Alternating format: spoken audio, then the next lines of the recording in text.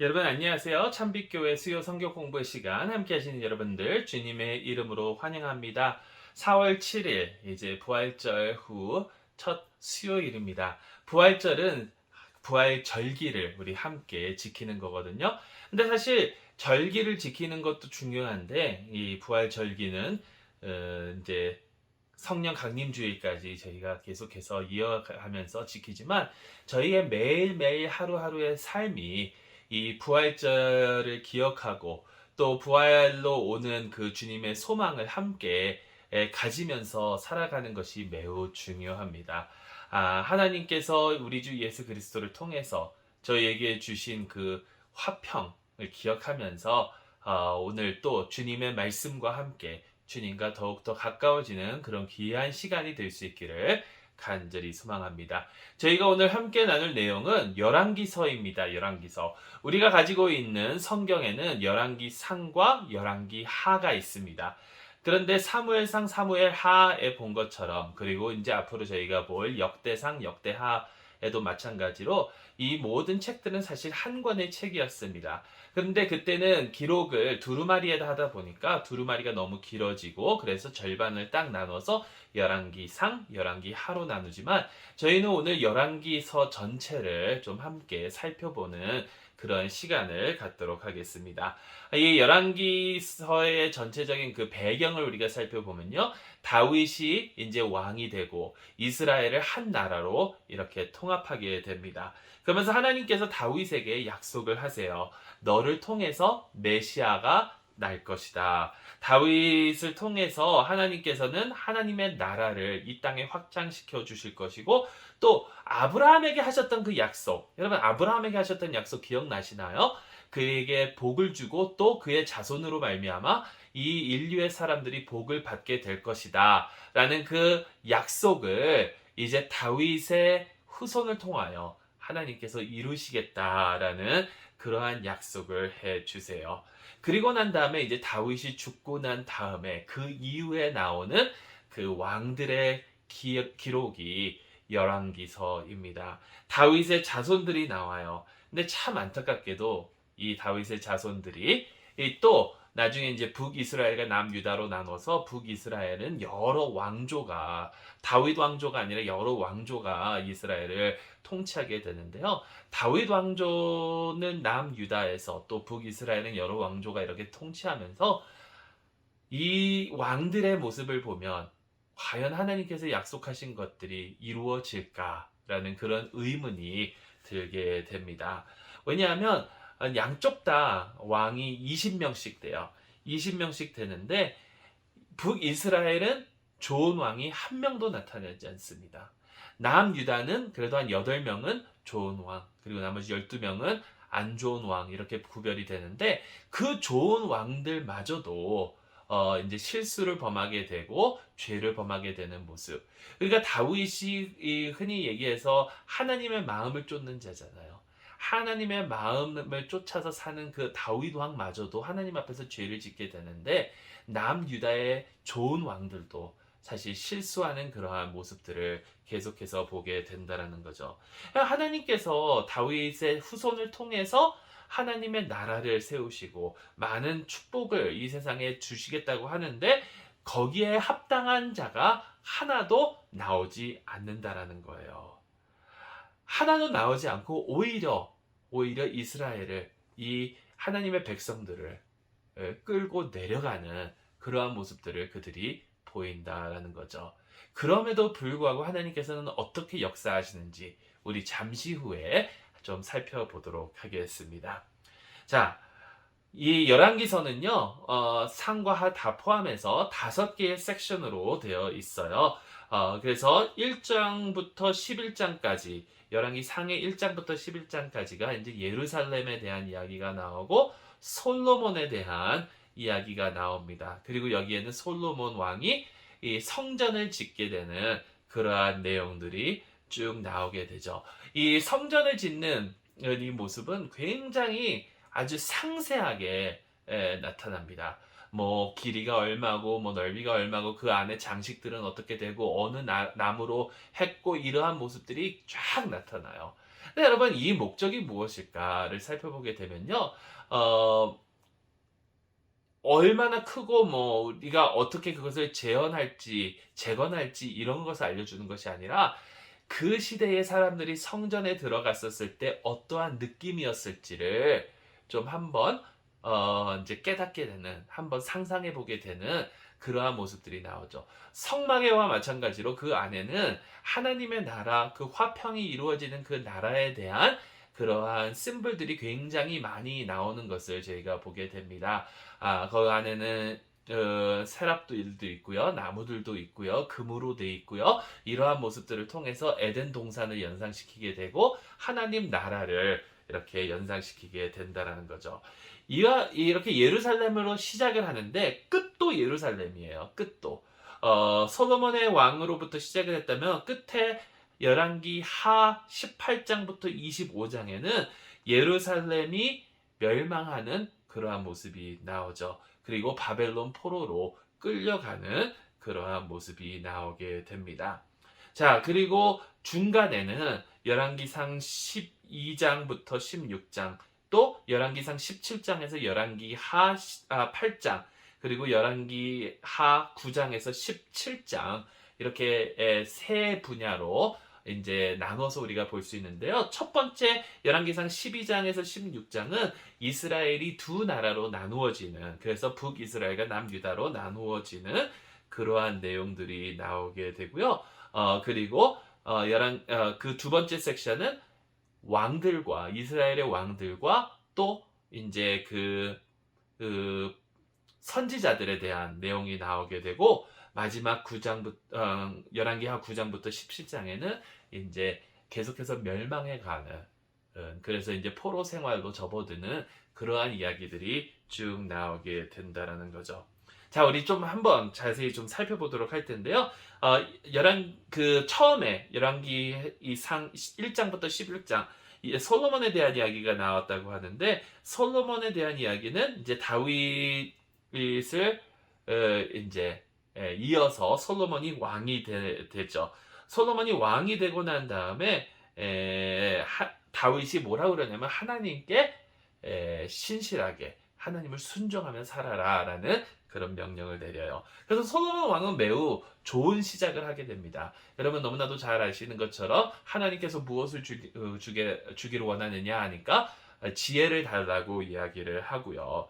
그런 다음에 아까도 말씀드린 것처럼 성전을 짓게 되고, 그리고 난 다음에 9장부터 11장에서는 솔로몬이 이제 타락하는 그런 모습들이 나와요.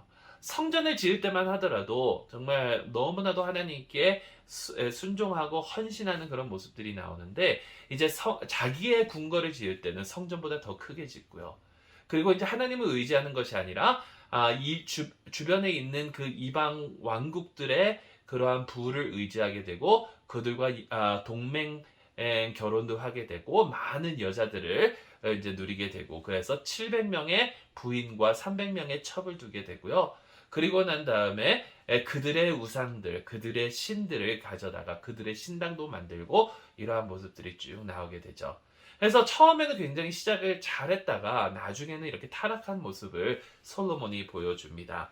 그러면서 자신의 백성들을 어쩌면 노예처럼 부려요. 특히 자기의 그 성전을 짓기 위해서, 그 궁전을 짓기 위해서, 자신의 궁전을 짓기 위해서 노예처럼 이렇게 부리게 되고, 그것 때문에 많은 이스라엘 사람들이 이제 솔로몬에 대한 반감을 가지게 됩니다. 그러고 난 다음에 솔로몬이 죽고 난 다음에 르호보암이 그를 이어서 왕이 되죠. 근데 이제 여로보암이라는 자가 나타나서 르호보암에게 왕께서는 당신의 부친 솔로몬처럼 백성을 어렵게 하겠습니까? 백성에게 힘들게 하겠습니까? 아니면 백성에게 평안을 주겠습니까? 이랬을 때에 이 르호보암이 나는 더 강압하게 너희를 다스릴 거다라고 해서 결국에는 이스라엘이 반으로 나눠집니다. 그러면서 여로보암이 사마리아를 이제 수도로 세우고요. 그리고 계속해서 사람들이 이제 하나님께 제사를 드리러 갈 때에 예루살렘으로 가니까, 남유다로 가니까 그것이 싫어서 신당을 베델과 단에 만들어요. 그래서 거기에다 금송아지를 가져다 두고, 그래서 여러분 기억나시죠? 광야에서 그 금송아지 사건, 그러한 일이 반복되면서 이스라엘의 그 생활이 시작하게 되는 거죠. 17장부터 열왕기 하 8장에는 아까도 말씀드렸던 것처럼 이스라엘의 왕들과 또 선지자에 대한 이야기가 나와요. 선지자들 중에서도 특히 어떤 선지자냐면 아합과 이사벨. 아합과 이사벨을 대적하는 엘리야, 그리고 그 다음에 나오는 엘리사에 대한 이야기가 아주 크게 나오게 됩니다. 이 내용은 여러분 나중에 한번 읽어보세요. 아합과 이세벨은 최악의 왕이었어요. 아까도 말씀드렸듯이 이스라엘의 20명의 왕 중에 좋은 왕은 단 한 명도 없었습니다. 최악의 왕이 20명의 나쁜 왕 중에 최악의 왕이 바로 아합이었어요. 아합이 바알을 섬기고요, 온갖 안 좋은 일들을 다 하고요. 이제 나봇의 그 포도원을 얻기 위해서 살인까지 저지르는 그러한 악행을 행하고, 엘리야는 그 시대에 이제 활동을 하면서 하나님의 말씀을 계속해서 전해요.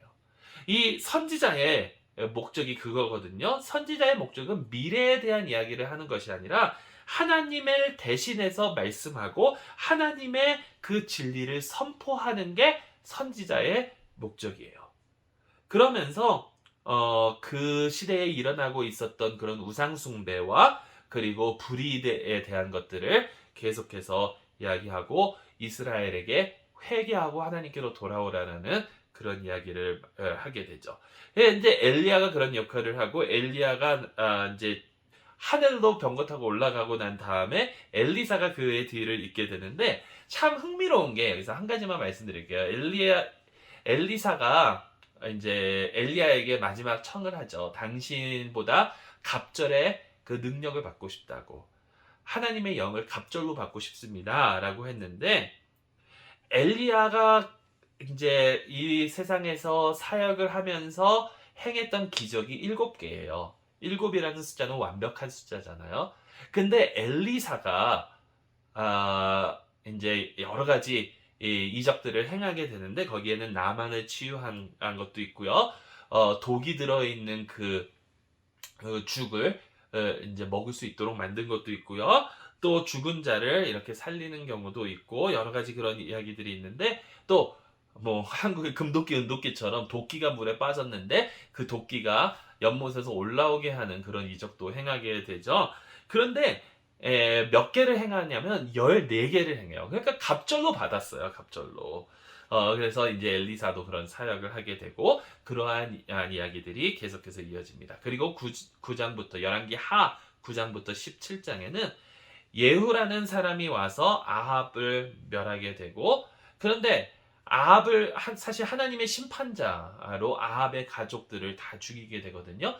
근데 이 악한 그 행동이, 이 에후가 저지르는 이 violence가, 이 폭력이 계속해서 늘어나요. 그래서 결국에는 그는 자기 자신도 컨트롤할 수 없을 정도로, 그래서 그 이후에는 계속해서 다른 사람이 왕을 죽이고 또 왕이 되고, 이러한 일들이 북이스라엘에서는 계속해서 일어나고 있다라는 거죠. 그래서 결국에는 17장에 가서 이제 포로 생활로 이어지는 그러한 모습들이 나타납니다. 18장부터 25장에는 이제 열왕기 하 18장부터 25장에는 다시 예루살렘으로 돌아왔다라고 그러잖아요. 근데 참 흥미로운 게 이 섹션에 특히 이제 18장부터 20장에는 히스기야라는 좋은 왕이 나오게 되죠. 히스기야. 그래서 아수르가 쳐들어왔을 때 히스기야는 하나님을 의지하고, 그래서 하나님께서 그를 구원해 줍니다. 그리고 이제 22장부터 23장에는 요시야라는 또 좋은 왕이 나타나요. 요시야는 잃어버렸던 그 율법의 두루마리를 이제 찾게 되고, 그것을 읽고 온 유다를 이제 회개하게 만드는 그러한 놀라운 왕입니다. 근데 이 좋은 두 왕 사이에 므낫세라는 그 왕이 있는데요. 이 왕은 최악의 왕이에요. 북이스라엘은 좋은 왕이 하나도 없었고 아합이 그 중에 악한 왕이었는데 어떻게 보면 므낫세는 그 북이스라엘보다도 사실 유다가 남유다가 계속해서 이제 포로 생활로 가지 않고 멸망하지 않고 이어진 것은 그나마 좋은 왕들이 좀 더 있었기 때문이거든요. 그런데 그 좋은 왕이 있었음에도 불구하고 최악의 왕, 이스라엘의 역사상 북이스라엘과 남유다를 통틀어서 최악의 왕이라고 할 수 있는 그런 왕이죠. 이 사람은 그냥 단순히 우상만 섬긴 게 아니라요. 하나님의 성전 안으로 우상을 가지고 들어옵니다. 솔로몬 같은 경우는 다른 신당들을 만들었거든요. 다른 그 우상들을. 그리고 뭐 다른 우상 섬기는 왕들도 다른 곳에서 우상을 섬기고 하나님 여호와 하나님은 섬기고 또 다른 우상을 섬겼는데 이 므낫세는 그 우상들을 성전 안으로 가지고 들어오고요. 또 어떤 일까지 벌이냐면 아기들을 제사로 바치는 그러한 만행도 저지르게 된다라는 거죠. 그러니까 결국에는 이 므낫세가 끝까지 간 거예요. 끝까지 가가지고 요시야 왕이 아무리 종교 개혁을 이루었다 하더라도 이 유다의 운명은 결국에는 멸망으로 갈 수밖에 없었다라는 겁니다. 그래서 24장부터 25장은 이제 바벨론이 쳐들어오게 되고 이제 마지막 몇 명의 왕. 또 이 사람들이 하나님을 의존했으면 어떻게 됐을지 모르겠어요. 근데 하나님을 의존하지 않고 자신들의 머리를 굴려서 이제 생존하려고 하다가 결국에는 유다도 바벨론 포로 생활로 멸망하게 되어 버렸다라는 거죠. 자, 계속해서 안 좋은 왕, 안 좋은 왕, 안 좋은 왕의 이야기만 나왔잖아요. 하나님께서는 다윗에게 그를 축복하여 주시고 그의 후손이, 그의 자손이 영원히 다스리는 그 나라가 올 것이다라고 말씀하셨는데 그의 후손들이 보여준 모습은 너무나도 안 좋은 모습들만 계속해서 이어지는 것을 저희가 이 열왕기를 통해서 보게 됩니다. 그러면 하나님께서는 이제 끝난 것인가? 다윗의 후손들 이제 포로 생활 보냈으니까 이제 끝나고 이제 다른 사람들을 통해서 어떻게 하실 것인지 아니면 하나님의 계획은 모든 것이 수포로 돌아갔는가? 그런데요, 그렇지 않다라는 거예요. 자, 열왕기 하 25장의 끝에 27절로 30절 말씀을 보면요. 이런 이야기가 나옵니다. 이제 이거는 이미 포로 생활을 한 지 한 40년이 지났을 때 이야기예요. 다윗의 후손 중에 여호야긴이라는 사람이 있습니다. 만약에 바벨론 포로 생활을 하지 않았다면 이 사람은 왕이 됐을 왕족이에요.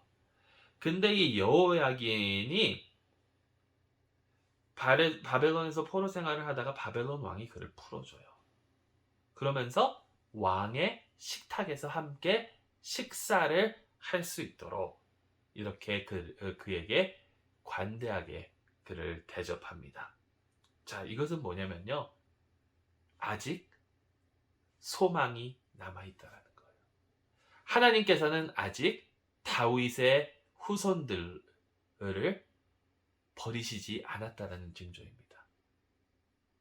아직도 소망이 있다는 거예요. 자, 그렇다면 이게 어떻게 이어질까? 이 소망이 어떠한 결과를 가져다 줄까? 하나님께서 다윗에게 약속하여 주셨던 것을 이 작은 소망의 불씨 여호야긴을 통해서 보여주시면서 하나님께서 어떻게 이어가실까? 자, 우리는 너무나도 답을 잘 알고 있죠. 결국에는 예수 그리스도가 정답이잖아요. 그런데 여러분, 구체적으로 어떠한 사건들이 일어나면서 하나님께서 구속의 역사를 이어가실지는 이제 앞으로 다가오는 선지서들과 또 지혜의 책들을 통해서 우리가 바라보게 될 것입니다. 근데 여기서 우리가 중요한 게 하나가 있어요. 여러분. 그게 뭐냐면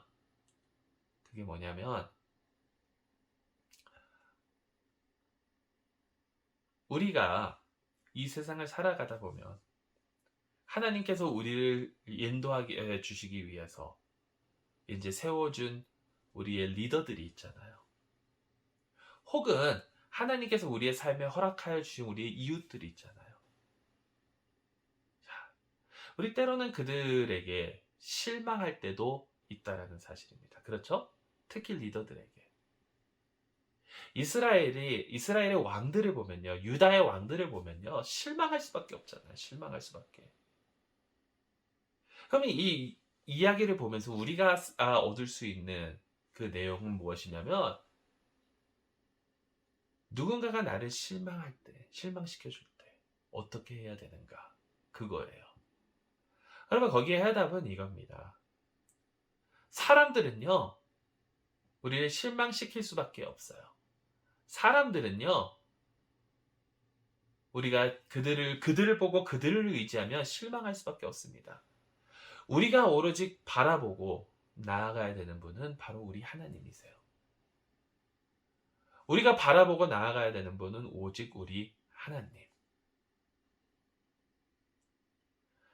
여러분, 때로는 우리도 남을 실망시킬 때가 있잖아요. 우리는 인간이니까. 결국에는 인간은 죄로 말미암아 우리의 마음속에 있는 그 죄의 습성들이 있거든요.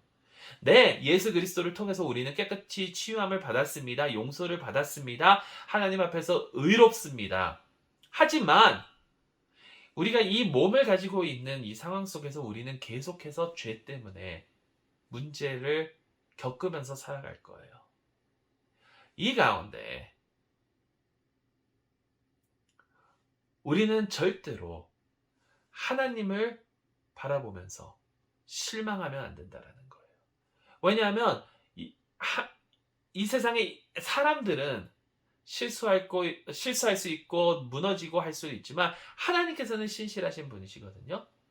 그런데 하나님께서는 참으로 신실하신 이 하나님께서는 이러한 부족한 사람들마저도 사용하셔서 하나님의 뜻을 이루실 수 있는 분이시다라는 거예요.